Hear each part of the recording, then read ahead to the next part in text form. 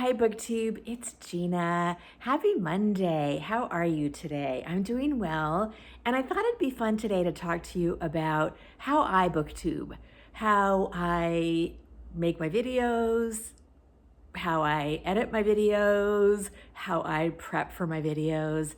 And I think I wanted to talk to you about this because I have so much fun with Booktube as a 58-year-old woman who has a really good life, but also really was in a bit of a rut when I started my channel at the end of COVID.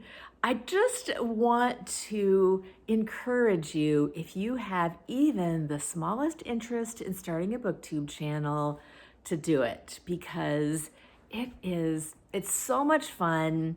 I've gotten so much out of it. Even when life is hard, especially when life is hard, it's so much fun to just be able to sit down and chat with you all about books. I've gotten so much support from everyone here over the last year, as life has been challenging, and it's just been wonderful. So let's just jump right in with how I manage my channel for the most part. Now, I'm going to call this something with the word lazy in the title because I am at heart a lazy person. I am actually quite productive at work and at home, but my goal with pretty much everything I do is how can I get the most done with the least amount of effort? And I really do my Booktube channel the same way. So you're gonna hear people talking about YouTube and how much time they make, how much time it takes them to get ready for videos, to script their videos, to edit their videos after they've made them. And that is all fine and dandy, absolutely wonderful if you love doing that. I know a lot of people really love editing and scripting and getting ready. Yeah, not for me. Not for me. So when I first started my channel, I was inspired by my friend Kelly at Books I'm Not Reading, and I had this little glimmer of, wouldn't it be fun to start a channel? And I made that comment to Kelly, and she was like, Gina, you should start a channel. You should start a channel. It's so much fun. And she, we went back and forth, and we were commenting on, and I was commenting on her videos and getting responses and just having a great time getting to know her that way. And it was at the end of the pandemic. I had gone to a used bookstore. I'd found this huge stack of misread books, and I was like, I have to tell somebody about this. And I came home, and my husband was like, yeah, great. And I was like, yeah. So I sat down right here in this exact same spot. You can't see it right now, but I have, here, let me just show you. I'm just gonna turn this around a little bit. I have a coffee table right in front of me. And what I did for that very first video is I pulled the coffee table over towards me. Now you're crooked. I pulled the coffee table over here. I put a stack of books on it. I set my laptop on top of that, and then I propped my pop socket on my phone up on my laptop screen so that I could kind of angle it. And I hit the record button, and I think the hardest thing for me was kind of getting an intro. There are some channels that do really good intros. I love Kim at Middle of the Book March's intro. She does a little quip, and then she has just a quick graphic, and then she jumps right into her video. Shelley at Shelley Swearingen has a really great intro. She's got some little graphics. That was too much for me when I started my channel. And clearly it's still too much for me now because I don't do it. But I probably had 20 clips of me going, hi, thanks for what? No, that's not good. Hi. So I finally just settled on hi, it's Gina, because I didn't know what else to do. And I just wanted to get started. And so that is what I started out doing. And that is what I still do. I just sit down and say, hi, it's Gina. Here's what we're going to talk about. And we go. Now, maybe one of these days I will do a cute little graphic because I actually do like that. But one of the philosophies for me on my channel was, I'm going to do it however I want right now. If I get bored with what I'm doing, or if I want to learn a new skill, if I want to figure out how to put a graphic up, maybe I'll do that eventually. But I'm not going to worry about it, and you don't have to do it to have a really great, fun channel. So that's how I got started. And when I first started my channel, and a lot of that still applies now, I didn't know how to edit. I still don't really edit. So let's talk about editing a little bit, because that's the other thing people are like, oh my gosh, editing takes so long. And I'm sure it probably does. And that is why I just don't do it. Yep, you're gonna see some ums in my video and some knows. And sometimes I just get this, I'll get this like phrase in my head and I'll repeat it over and over. And I'm like, oh Lord, that just sounds so stupid. But I don't care. I don't edit it out because I'm too lazy for that. So I don't really edit. Now, I did eventually figure out how to put a little picture in up here, which is really pretty easy to do in iMovie. I do use an iPhone for filming my videos, and in iMovie, it's pretty easy to just grab a picture and put it up here. So I do every once in a while do that if I'm feeling energetic. But I don't feel obligated to do that because I do read a lot of books on my Kindle. And so if I were going to put a picture up for every single book, it would just take too long. And then you know what would happen? I would not end up doing a video because I'd be like, oh, I have to do this, I have to do that. I don't want to feel pressured to do anything. I want to sit down, I want to enjoy it, and I want to talk to you. And sometimes it is fun for me to put pictures up. I have on occasion edited out, like one time I think I flashed up a little address or something, and it was quick, but I still was like, oh, I don't want to take any chances. So I put something over it, or I clipped it out. I don't even remember now what I did. Eventually, maybe I will start editing because it does look like a fun thing to do. Vlogging looks like a really fun thing to do. And actually it's not that difficult because iMovie does make it really easy to just splice things together. But I don't know, right now I'm just enjoying what I'm doing. So I came up with an intro. I made the decision not to edit. I piled my iPhone up on a stack of books. And that was absolutely fine. You do not need any fancy equipment. You do not need ring lights. You don't need to prep and plan and put on a big face of makeup. I do sometimes play with my hair a little bit in the videos because it annoys me. But that's a little quirk of mine that I'm always working on. And sometimes when I do see clips of my video, I'm like, oh God, why did I do that? But I don't watch them back. I will, after this video is done, I will tell you what I'm going to do.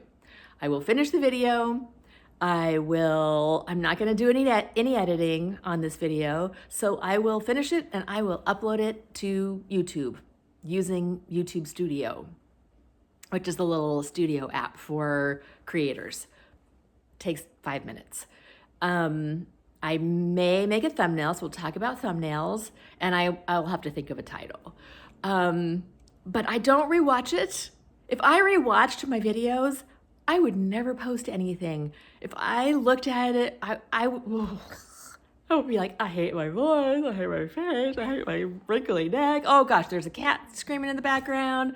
I'd never post anything, so I don't rewatch my video. Okay, let's talk about the thumbnail, because I do like to make a cute thumbnail, but I don't spend any time on it really. Basically what I do is I just grab a screenshot of something in my video, usually holding up a book, or sometimes I'll hold up my stack of books and just grab a screenshot of that. And then I save that, I crop it a little bit so that it's focused in a little bit on my face and on the books. and I upload it. I don't go to Canva. I don't do anything fancy. Now, I have on occasion, sometimes you will see a little something where I've gone to Canva and I put a little graphic on the screen. Maybe I'll do that here, put a little bit of something right here. Every once in a while I do that, but I don't feel obligated to do that. I don't care. I want to have fun. That is my take home message for this. I have fun with YouTube, and that is my goal. So I'll make a thumbnail. I will do some kind of title. This is probably just going to be something about lazy booktubing or something like that. I'm not sure yet. But I don't spend a ton of time on it.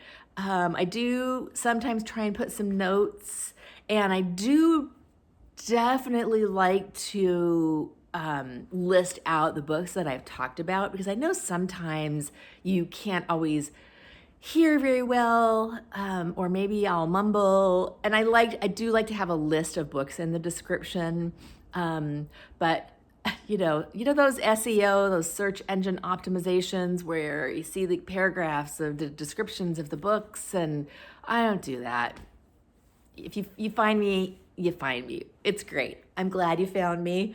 But I'm not sure those SEO things help all that much. And I'm not going to do that. So sometimes I put a description, or I'll put a little hashtag booktube. But I don't spend a ton of time on descriptions. Oh, and there go the cats. There go the cats screaming at each other. Phoebe! We have a couple cats that don't really get along. So anyway, yeah, that is basically how I upload, deal with my videos. Now, sometimes I do make some little notes. I don't script anything. I'm too lazy.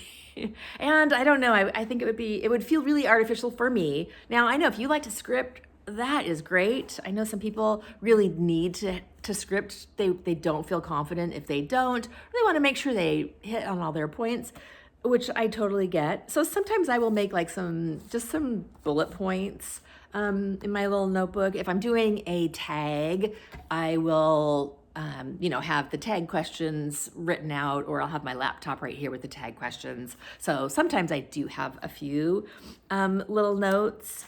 But that's basically it. Let's see, we're at 12 minutes. Now, here's the other thing. I like to keep my videos short, under 15 minutes for sure, and generally around 10, just because I do watch some long videos, but usually after about 10 or 15 minutes, my attention span wanders. So I like to keep my videos short. The only other couple of things I do want to talk about are comments. So I do sometimes very rarely get rude comments. Very rarely. Maybe I've gotten 5 over the last 5 years of comments that are just rude and mean. I just delete those. I don't even pay attention to them. I don't want them in my consciousness, so I just delete them. I don't deal with them. I delete them. I don't feel guilty about that at all. I get respectful disagreeing comments sometimes, and I love that. That is great. And then I think we're now at 13 minutes, so I'm gonna wrap it up here soon. But the other thing I do want to talk about are analytics and subscriber numbers. I am so blessed that over 6,000 people have subscribed to my channel, which is just bonkers to me. When I started this channel, I was like, if I had 100, I would have been ecstatic. And it's been so much fun just building a community here, but I don't do anything specifically for the purpose of getting subscribers or getting views. It's not important to me, but it is fun sometimes. It's fun to think of 6,000 people that want to sit down and spend some time with me. I love that. It just thrills me. So I'm not going to say the analytics are completely irrelevant, because it's fun sometimes. But I don't do anything to generate numbers, or I hate clickbaity titles. I've done a couple of those, 10, I did that 10 atmospheric books, because I do know that people like lists. So sometimes I do a list of like top 10 list because I know people like those and they're fun to make. I don't have any of my videos that have got like, 100,000 views. That no, which is fine.